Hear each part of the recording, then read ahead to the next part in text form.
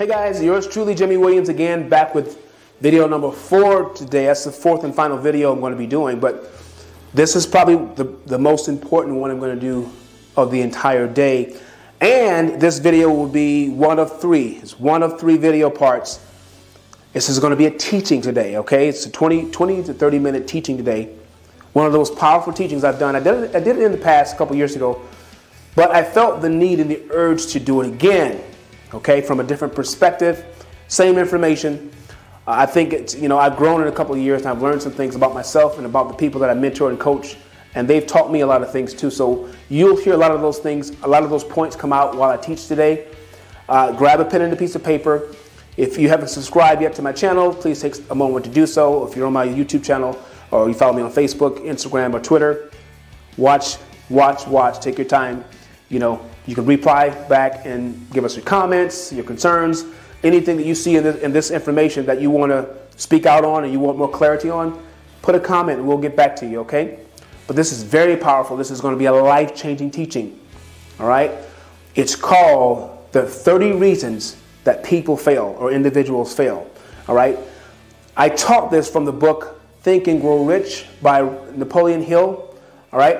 I always tell my students and the people that know me, that mentor me and I mentor, that the book that I read and I recommend that they read once a year is the book Think and Grow Rich, all right? I read the Bible all the time. I read the book of Proverbs. That's my #1 roadmap, that's the word of the Most High Yah, the Bible. But right underneath that is this book, okay? But there's 30 principles that's talked about in the book, okay? And I'm going to be teaching from them today.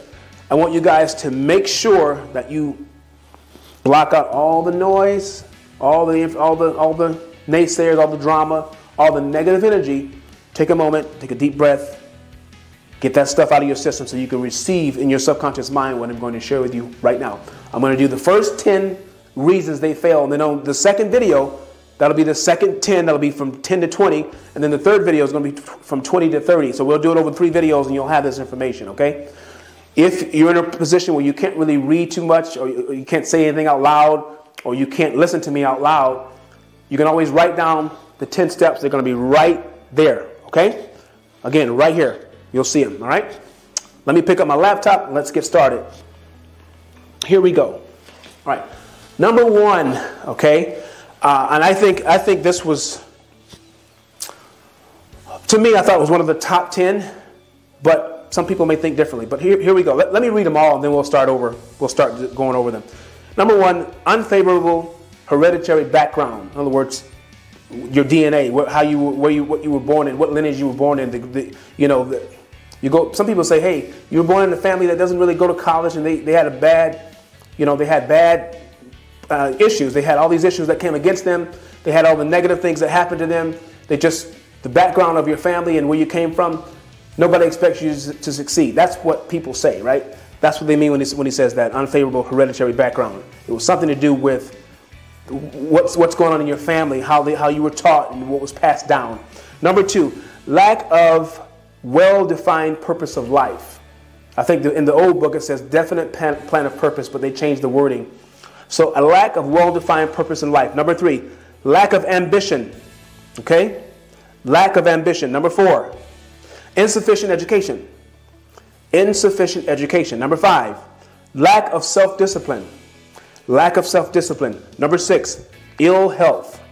Ill health. You just can't stay healthy for whatever reason. You try to start a business, you try to do things, and you're always feeling bad. You're fatigued, and you just don't have the strength in your physical body to keep going. Number 7, unfavorable environmental influences during childhood.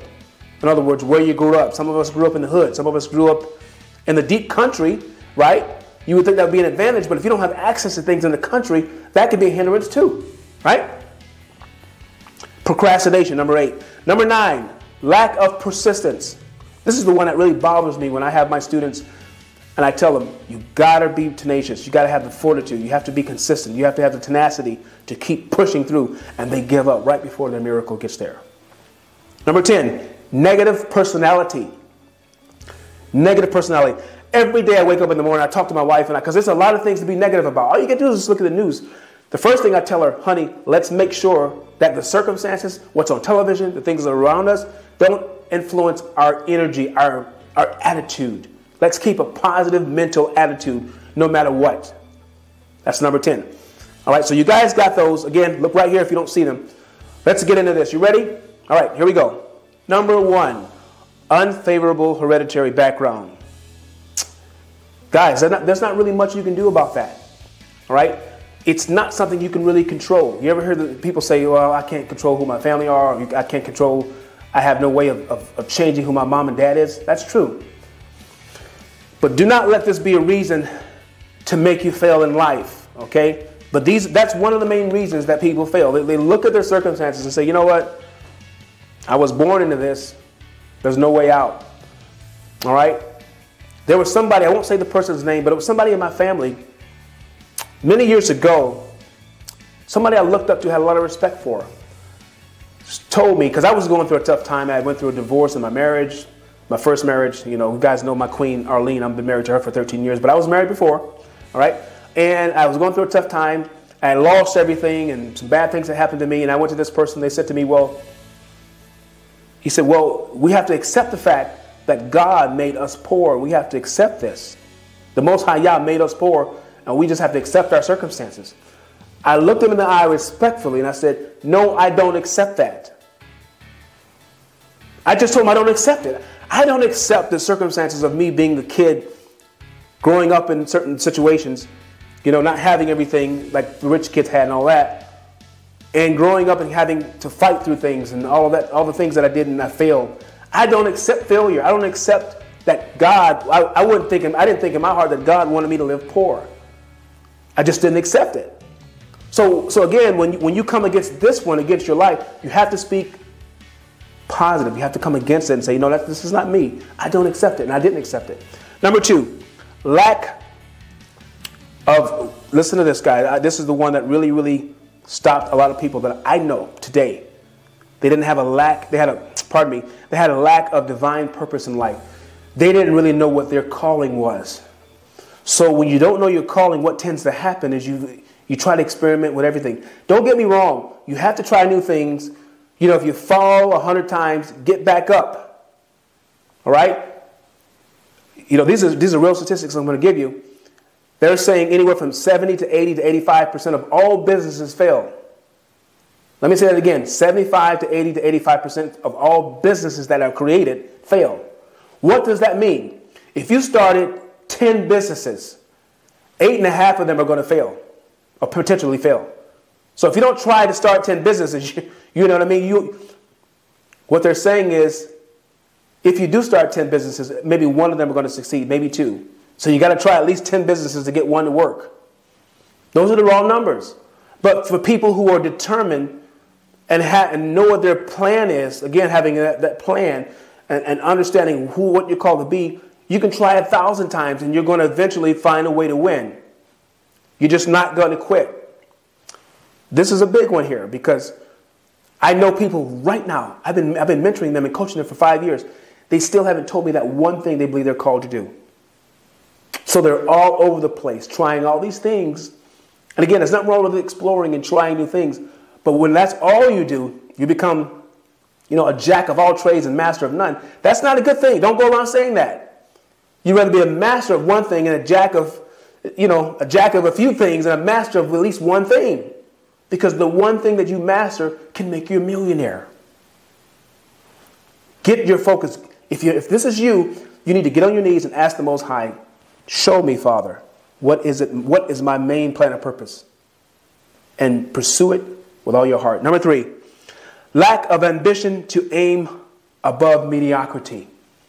Goes back to number 1 when I told the person, with number 1 here, I refuse to quit. I refuse to accept poverty. Mediocrity says, okay, you got a good job, you have a decent job. Don't get ahead of yourself. You don't need to be up here. Just stay here with everybody else. People who have that mentality very rarely go on to do great things for the country, for their families, you know, for a generation, because they are complacent with being like everybody else. Mediocrity. And if you have that mindset, you need to go back and change it. What's going to change your mindset? Repetitiously hearing stories and situations and reading about greatness, things that are going to take you over the top so you can retrain your mind. And then you can get up, put together a plan of action to do something. Number 4, insufficient education. I'm not talking about the education that when you go to, K through 12, okay, because we all need basic education, right? But that's not the education that makes you wealthy. It's the education that you get in the desired profession that you want to be in. If you want to be a public speaker and you're afraid to get up and speak in public, and you haven't taken any lessons on it, you haven't perfected the gift, how are you going to make $20 and $30 and $40,000 being a public speaker? I'm not sure if you guys know this guy named Eric Thomas, the hip-hop preacher. Go look him up. This man, one of my favorite, I would say virtual mentors, but Eric Thomas ate out of trash cans, was homeless, all right? Went on to be one of the greatest speakers, worldwide recognized by some of the greatest names ever. Tony Robbins and all these guys acknowledge him. All right? But he said this. He said he used to go out and speak, and they wouldn't pay him but $20,000, $30,000 per speech. But he knew guys that were less skilled and less passionate than he was. They were making $50,000, $100,000. They was making a lot more than him per engagement. And the difference was they had a PhD and he did not. You know what he did? He humbled himself. He went to college. Took him about 10 years to get the degree. He said, I'm not going to let nothing stop me from reaching my full potential. When he got his PhD, he makes $50,000, sometimes more than that per speech. But one degree kept him from making his maximum amount per speaking engagement. Again, it goes back to education. There's certain levels of education that if you don't have it, you just can't make the money. When it comes to real estate, when it comes to financing and understanding true wealth, you need to go to seminars and attend webinars and pay $10,000, $20,000, $30,000 to get access to guys, men and women that can impart that information to you. I mean, if you pay $100,000 to go see, Grant Cardone, right? Or, one of the other greats, Les Brown, and you hear something in that webinar that makes you a billionaire, is the $100,000 worth it because you got the education? The answer is yes. It's worth it. Number 5. Lack of self-discipline. Guys and men and women, if you don't have the discipline to get up every day and put something new in your mind every day, you cannot reach your full potential. I don't care if it's just one thing. Read one sentence. Listen to one sermon if you're a preacher, right? Listen to one message by, if you're a preacher, some of you guys like Bishop Jakes and you like, Rod Parsley, whoever you like, right? Some of us who are motivational speakers, we need an Eric Thomas message. We need to hear Grant Cardone when you want to be a motivator, a master motivator, when you're doing real estate or whatever you're doing, and you don't get that in your spirit daily, consistently, there's no growth. You become stagnant. It's just like my grandfather was a farmer. He told me this. He said, Jimmy, I was a little boy. I never forget he told me this. He said, I'm a farmer, but I understand when I go out and put seed in the ground, I can't just leave the seed in the ground. I have to cultivate the seed. I have to go out there and, I have to put fertilizer on it. I have to make sure that, I plant the seeds where I can go out and water them at a certain time of the day. I have to be consistent for several months. I'm depending on the sunlight to give it exactly the vitamin D and the nutrients that it needs. And then at harvest time, when the harvest comes up, I have to have people in place or the machines or whatever we have in place to harvest the crops. Or I don't maximize my investment. That's the same thing here. If you don't discipline yourself, you're not maximizing the investment that you've put in yourself. If you go out and say, I want to build $1 million business, but you lack the discipline to get up and get the education along the way to position yourself to win, and then you don't invest in building a strong team to get you there, you are wasting your time. And most people, 99% of the people that I've seen that failed, I always looked at their discipline. Somewhere they were lacking something in there, and their pride didn't allow them to humble themselves to figure out a way to fix this problem with a lack of discipline. You can be driven but still not be disciplined. You can get up at 5 o'clock in the morning every day, but what do you do from 5 to 2 o'clock? Is it consistent? All right? Being driven is great, but you have to have a plan of purpose and you have to follow through. That's what discipline makes you do. Number 6, ill health. I'm going to keep it real short here. Pray to the Most High that He keeps you well, because no matter how much money you attain, no matter how successful you are, if you are not healthy, it's not success. I define success this way: great relationships, great health, and never ever have to really worry about paying your bills, right? And being a blessing to others. That's it. That's it right there. And if any of those are missing, you're not truly wealthy. Pray for great health, okay? Take care of your body. Get up and exercise. Don't expect to live to be 99, 100 years old, 75, 80 years old if you eat pizza and hamburgers and drink soda every day. It's just not going to happen. Even with great genes, you may live to be old, but you're going to feel like you're 1,000 years old when you're 75. You're not going to be healthy. You know, my wife and I had to drastically change our lifestyle. And I'm still a little overweight, but I've come a long ways, right? Would you believe I'm almost 200 pounds? I'm like 197 right now, and I'm like 20 pounds over. But I was about 205, 210 a few years ago. And I had to start detoxing my body.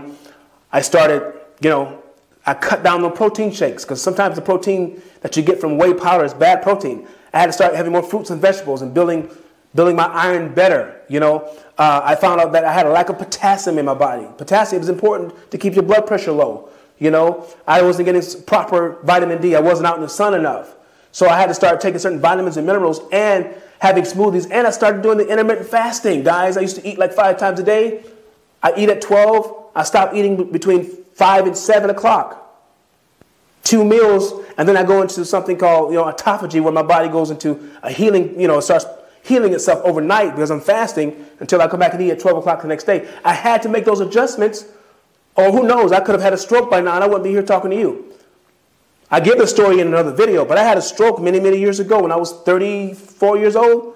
I had a stroke. I had what they call a trans ischemia attack, a mini stroke that could have killed me. I knew I had to make changes, okay? Number 7, unfavorable environmental influences during childhood. Let me stick a pin right here. I'm going to talk to black men for a moment. We have this rap and it's all over the place. You guys are in the hood. You can't do this. You can't do that. Look at you. Yes, those things play a part. We'll be lying to ourselves if we say that how we grew up and the influences around us did not help somewhat shape our future. But we're not going to just say that's going to stop us. But that's one of the reasons people fail right there. But look at someone like LeBron James. LeBron James, guys, been in the NBA for 19 years. There's been no scandals on his life. He doesn't even know who his father is. And he's a father. He has several children, right? And he went back to Cleveland, Ohio. He grew up in Akron, built a school there for the community. He's helped with civil rights and all these things he's done, and is considered from many as one of the greatest players of all time, if not better than Michael Jordan. I know some people are going to be biased, right? I'm from the Jordan era, so it's up in the air with me. But what I'm saying is he accomplished that without having a father in the home. Single mother raised him. So we are not going to use that as an excuse. Let me talk to white men. All the white men and the white women, everyone's in a situation, even when you guys have not been green grass, right? We know that. We know that everyone in this country may have something to battle. We know that some people have more of an advantage than others, right? We got to factor in racism, all these things that can keep certain people in certain communities. No, I'm being full transparent with the whole pie here. All of us have issues, right? And some issues are greater than others. But what I'm saying to you is if you grew up in white or black in a bad environment, that is going to affect your success to some degree. Even if you're tucked away from everything, you've been shielded. You're in an area where there's hardly anyone around. You're on a farm somewhere. You feel like you're in a cult. That's going to affect you too. But what I'm saying is, take it from me. I was born in Rochester, New York. That's a nice size. It's a small city in New York State. Came to Florida when I was 7. I grew up in the country, right? And I made something of myself because I had a determination to win. People that are born, black men, I was talking about y'all first, born in the hood, a lot of us are coming out of that because we decide that we're going to prosper no matter what the situation is. Okay? But it is a fact that it's one of the reasons people fail. All the other groups out there, all the white people out there, all my white brothers and sisters, y'all all have circumstances that you have to overcome. All of you didn't grow up with a silver spoon in your mouth, and I know this. But you have something you have to overcome. And all I'm saying is don't let any of it be an excuse for failure. Find a way to get up and get out of it. But according to this, that is one of the reasons people fail. Number 8, procrastination. Don't procrastinate. Stop saying you're going to do something and you don't do it. You have to find a way to execute what you speak. Write it down. Put pressure on yourself to do it. I can't tell you how many visionaries that I've ministered to, I've talked to, that got to the end and they didn't write their visions down plain enough. They were so confused at the end, they didn't know how to push through the end. So they gave up right at the end. Procrastination made them do it because they was like, well, I'll get to it another day. I'll get to it another day. And what happens is your season can pass by. That great business opportunity that's there for you, it can pass you by and you'll be sitting there wondering what the heck happened. Well, you procrastinated on the wrong day or in the wrong month at the wrong time. And that opportunity or whatever you're trying to do just passed you by. It has happened in my own life and I regretted it. To overcome procrastination, it's going to take a level of discipline. It goes back to self-discipline to overcome procrastination. Number 9, lack of persistence, okay? I told you earlier, I've mentored people that did not have the tenacity, the wherewithal, the fortitude. They didn't have the stickability, that's a word I made up, the ability to stick. That all equates to one word. They lack persistence. They failed a few times, got back up, failed a few more times, got back up. When they got right to the precipice of making it big, they threw in the towel.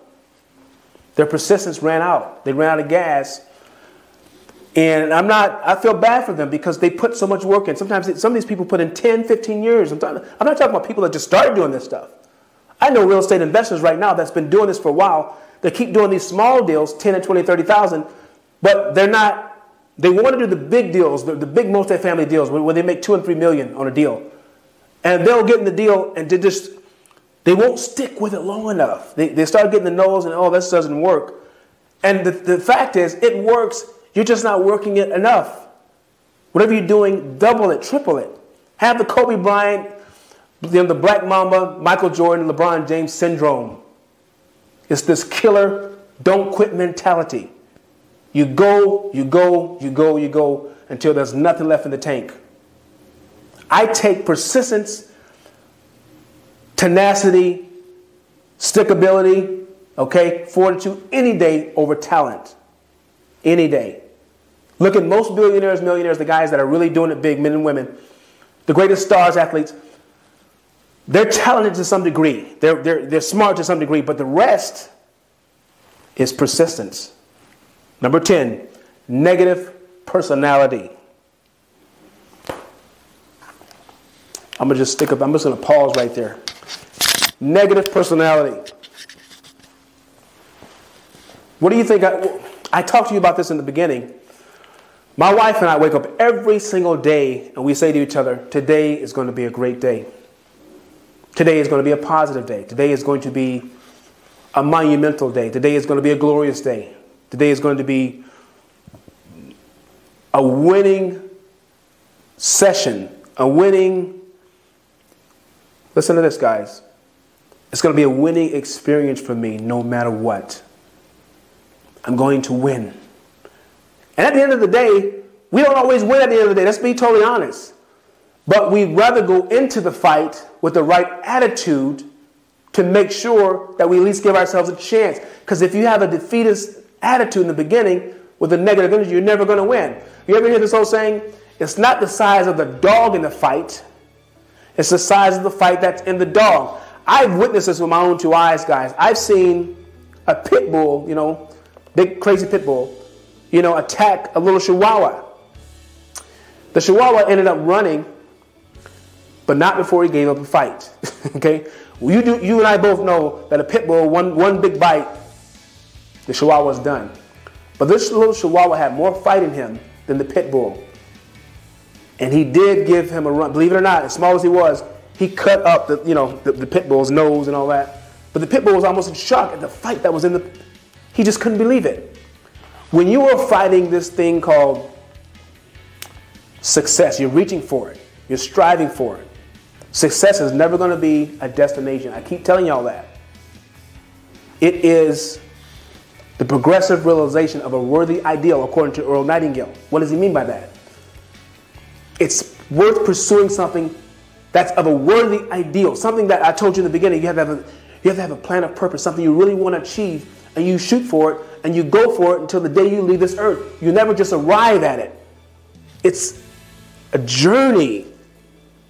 Not a certain place you're just going to arrive to and say, I got there. But along the way, these 10 principles I just gave you, you're going to have the right attitude to at least stay in the game. If you have a bad attitude, you shoot yourself in the foot before you get off the ground. I love to see the young generation, the next generation, with the right attitude. I love the mentoring and helping you guys. I want to always be there for you to help you.